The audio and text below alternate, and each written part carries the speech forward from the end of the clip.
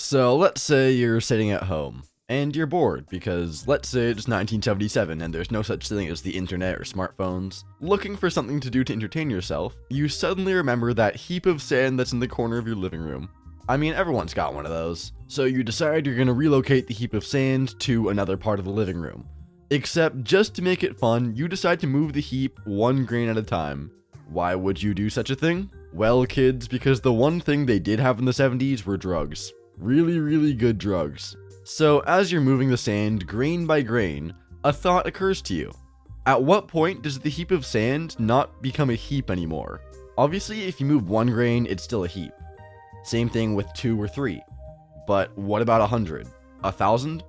And once it's not a heap anymore, what exactly is it, besides a big mess on your floor that you're gonna have to clean up later?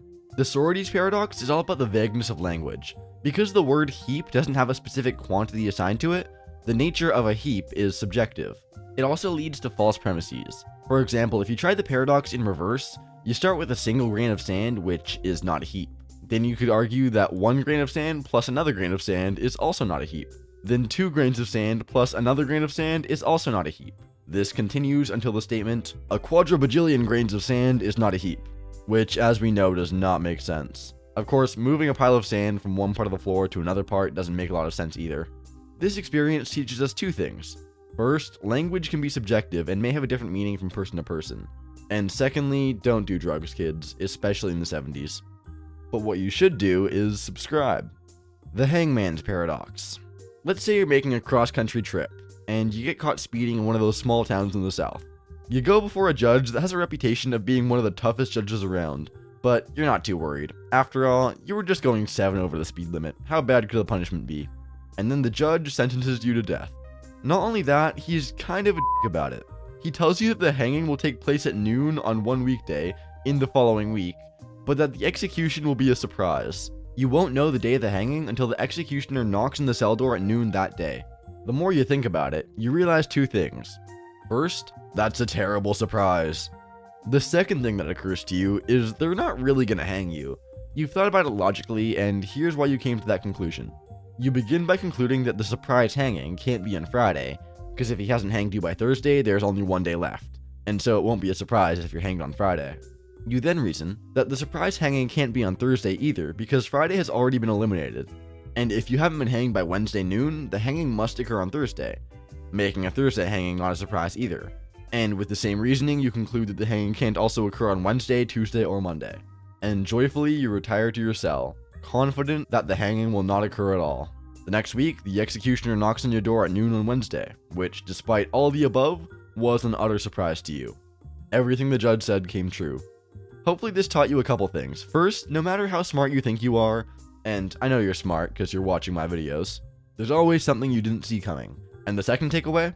Stay out of the South. If you absolutely have to drive through there, go the speed limit. The Teleportation Paradox. Speaking of Star Trek, let's talk about teleportation for a minute. We've all seen it. Maybe you're not old enough for Star Trek, but you've seen it used in X-Men Days of Future Past, or Rick and Morty. Goated show, by the way. If anyone wants to talk Rick and Morty, join my Discord, link in description. But while you're sitting there, dipping your chicken nuggets in Szechuan sauce, did you ever think about what exactly happens when you teleport? One minute, you're standing on the Enterprise and wondering why you chose to wear your red uniform shirt. And the next minute, you're on a strange planet fighting a losing battle with a 6-headed space monster. But how did it happen? There was a version of you that disappeared, and then in the blink of an eye, you were completely rebuilt and appeared in a new location. But is the new version really you? After all, your old self was just completely destroyed and nothing was left. Is the new version the same, or like the sequel to hit movie Finding Nemo, known as Finding Dory, is the new version just not quite the same? And even if the new version is constructed the exact same way, is your soul really still intact? In other words, if it's even still you, is it really you? I mean, you're made up of all the same stuff, but you're not made of the exact same stuff, if that makes any sense at all. The Crocodile Paradox. This one comes from the 16th century and actually helped shape the language. Imagine there's a mother who's out for a nice walk with her small child. All of a sudden, a crocodile appears and snatches the child. The woman, who's seeing her hopes of being named Renaissance Mother of the Year go up in smoke, pleads with the croc to return the child. In an unexpected twist, the crocodile not only understands her, it proposes a deal. He'll only return the child safely if the mother can correctly guess whether or not he will indeed return the boy.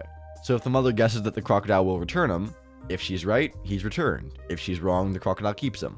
Are you starting to see the problem here? I mean, a problem other than the fact that she appears to be a really bad mom.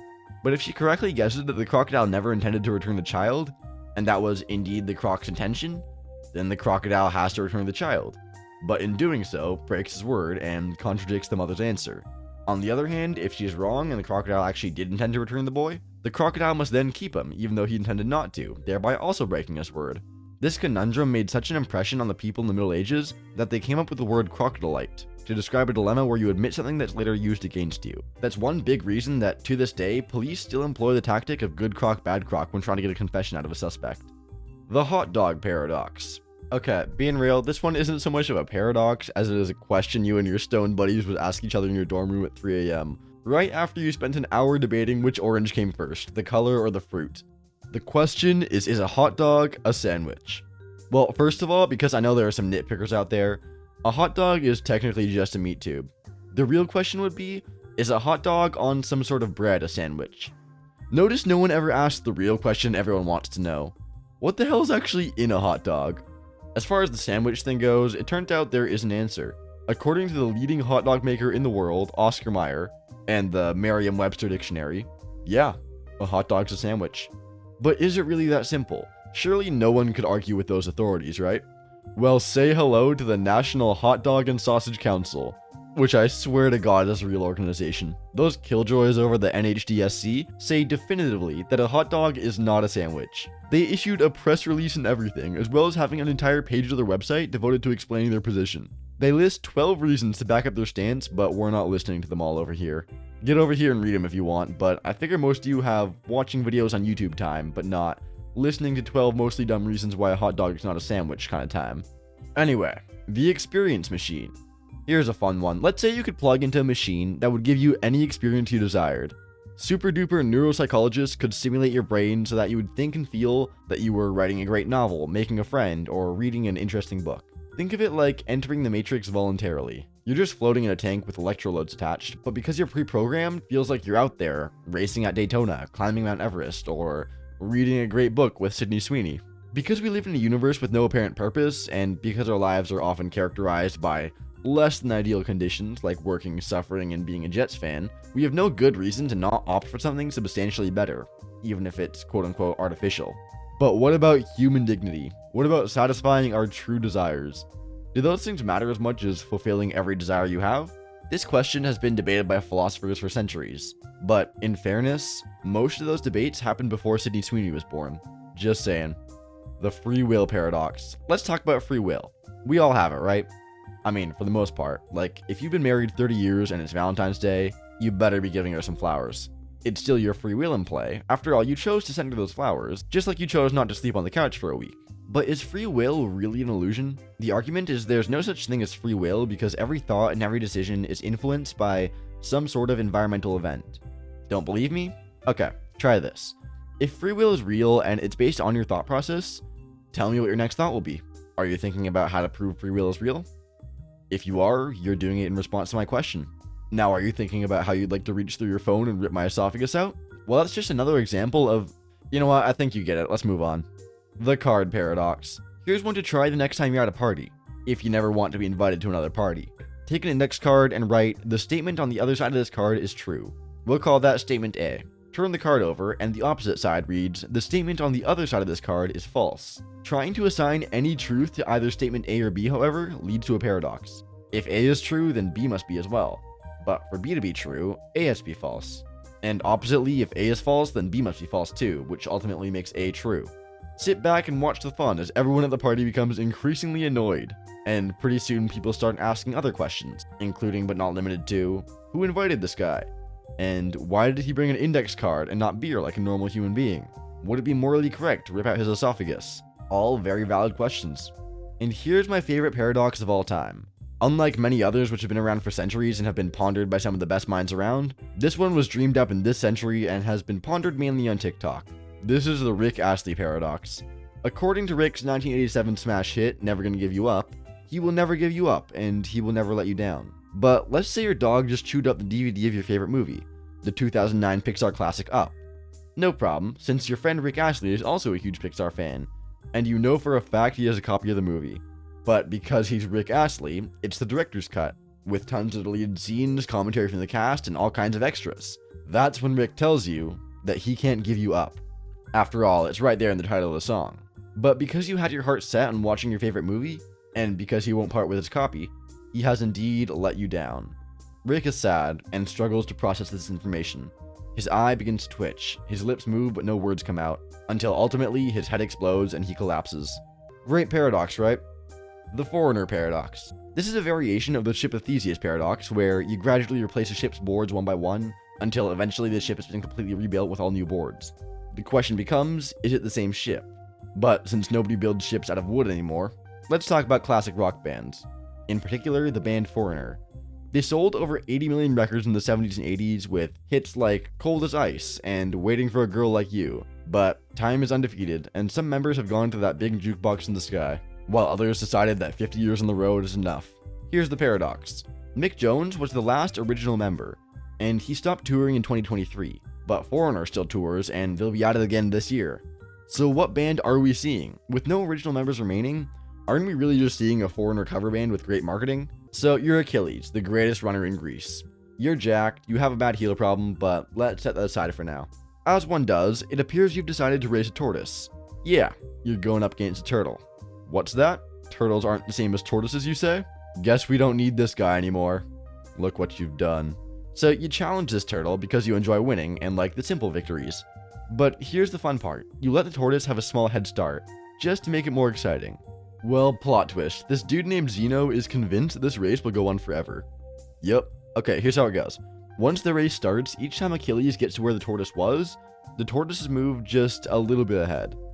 When Achilles arrives at that new place, the tortoise has already moved forwards again. The gap is getting smaller and smaller, but Zeno says it'll never actually reach zero, meaning Achilles is destined to always chase the tortoise but will never be able to catch him. In reality, that would make no sense. Achilles would easily overtake the tortoise in like 2 seconds. But in the slightly cooler Zeno's paradox, Achilles finds himself stuck in a never-ending cycle of fractions. I hopefully don't need to explain to you that realistically you can travel distances. But at the same time, can you think of an explanation for why the paradox doesn't affect us? The paradox of omnipotence. You're a powerful, wise being, and everything's going well. You can create worlds, split oceans, and still find time for a heavenly rest. One day, in Philosophy 101, someone asks, "Hey, Almighty One, can you make a rock so heavy that even you can't lift it?" Yikes. Out of nowhere, you, the most powerful being in the universe, find yourself trapped in a never-ending logic loop. If you create the rock, you won't be able to lift it, which shows there's something beyond your reach. But if you really can't make it, then there's something you won't be able to do. Nobody's gonna win. So option 1, you make the rock and struggle to lift it. Let's say you move forward and make that happen, the perfect stone. It's so heavy and big that not even your incredible, endless strength can lift it up. The rock is the winner, meaning there's something you couldn't do. Lift it up. Your all-powerful credit card? Cancelled. Your resume? Gotta update it, get back on LinkedIn. Option 2 is you can't make the rock. Okay, so maybe you see that the first choice is a trick and you think, I'll find a clever way to answer this question. I just won't make the rock. Awesome, isn't it? Wrong. If you can't manage to move this rock, then there's something you're unable to do. You're supposed to be all-powerful, so where's all the power? Or you just make it and lift it as well, but that would again be a task you couldn't fulfill. It's just an endless loop and a very confusing one. Anyway, if you made it to the end, subscribe, and click this video over here for more.